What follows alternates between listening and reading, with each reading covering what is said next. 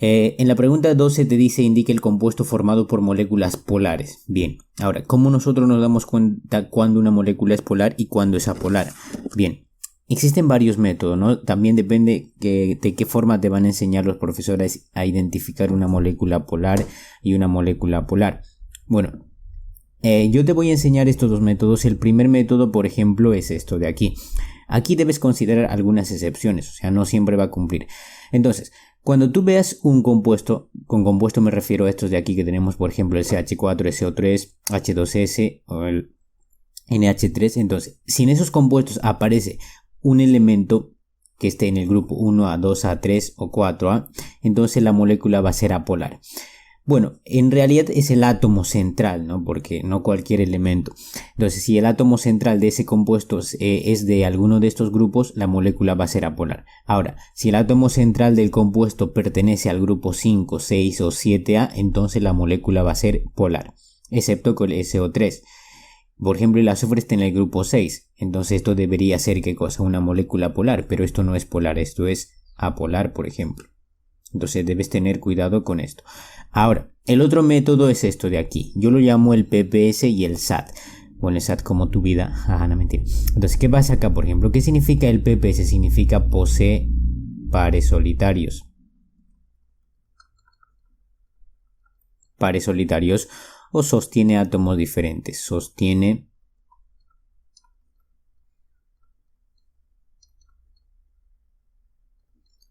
átomos diferentes. Bueno, eso es la abreviación, ¿no? De SAT sería sostiene átomos diferentes, PPS posee pares solitarios. Bueno, igual, esto también aplica para el átomo central. Entonces, basta que una de estas dos condiciones sea sí, o sea, la respuesta sea sí, entonces la molécula va a ser polar. Entonces vamos a poner aquí O. Mira, el átomo central o bien debe poseer pares solitarios o bien debe sostener átomos diferentes. No necesariamente los dos. Si es los dos, pues mejor todavía. Entonces, por ejemplo, para este caso ya debemos saber hacer la notación Lewis o la regla del octeto directamente. Así que aquí hemos practicado en la pregunta 11, ahora lo vamos a hacer más directo. A ver, si yo trabajo, por ejemplo, el CH4, ponemos el primero. Bueno, la notación Lewis sería carbono por acá, un hidrógeno por acá, el otro hidrógeno. Y listo, eso sería entonces la notación Lewis. Entonces, nos fijamos a ver, ¿qué es lo que tienes que fijarte? Lo que te estoy diciendo, PPS y el SAT. PPS y SAT. A ver, tu átomo central en este caso es el carbono. El carbono posee pares solitarios. Pares solitarios son aquellos que no enlazan. Por ejemplo, aquí ves 3 pares solitarios, no enlaza nada. Entonces no hay ni uno, entonces la respuesta sería no. ¿Sostiene átomos diferentes? No, sostiene átomos idénticos. Mira, hidrógeno, hidrógeno, hidrógeno, hidrógeno. Por lo tanto la respuesta sería no. Entonces como los dos son no, esto va a ser una molécula apolar.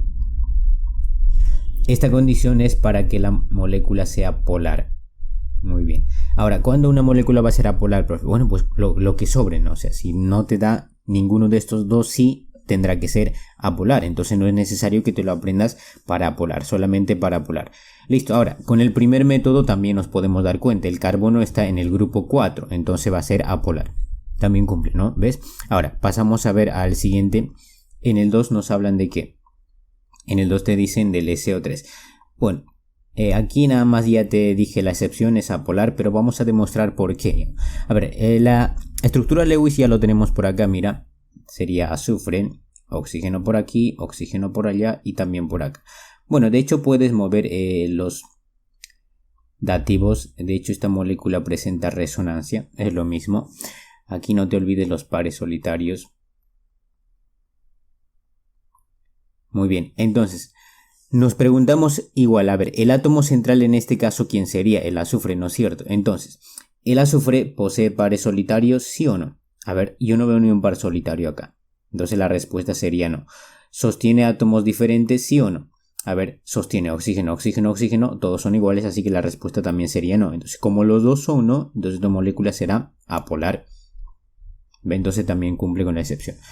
Ahora, pasamos al siguiente. A ver, tenemos en este caso el tercero. Nos hablan del ácido sulfídrico. Muy bien, la notación Lewis para esto sería igual que del agua, ¿no? Entonces pones azufre, hidrógeno por acá, hidrógeno por acá. Listo.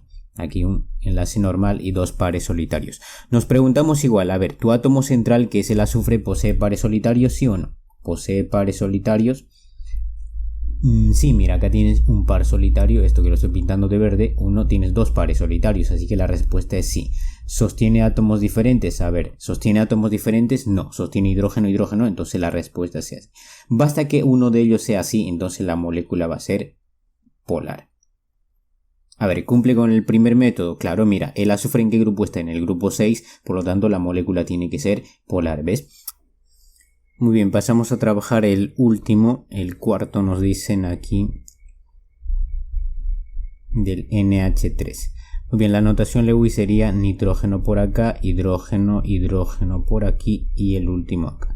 Entonces aquí tendríamos enlace normal, normal, normal y un par solitario. Igual te preguntas para este caso si posee pares solitarios o sostiene átomos diferentes. A ver, ¿posee pares solitarios? La respuesta sería sí, porque aquí aparece un par solitario.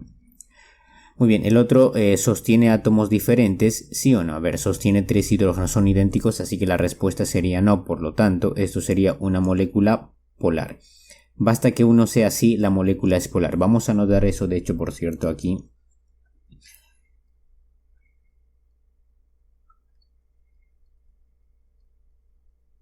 Basta que uno sea así.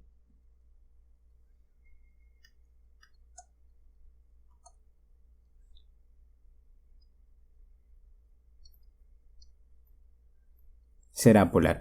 O también puedes interpretar con esta O, ¿no? Porque O significa o bien pasa esto o bien lo otro, no necesariamente los dos. A menos que por acá te pongan I, entonces tendría que ser obligatoriamente los dos. O por el primer método, el segundo método, ya tú ves. O en este caso nos preguntan, el compuesto formado por moléculas polares sería el tercero y el cuarto, y la respuesta entonces sale en la clave, en la E. Muy bien, entonces ponemos aquí respuesta E. Eso sería entonces la pregunta 12.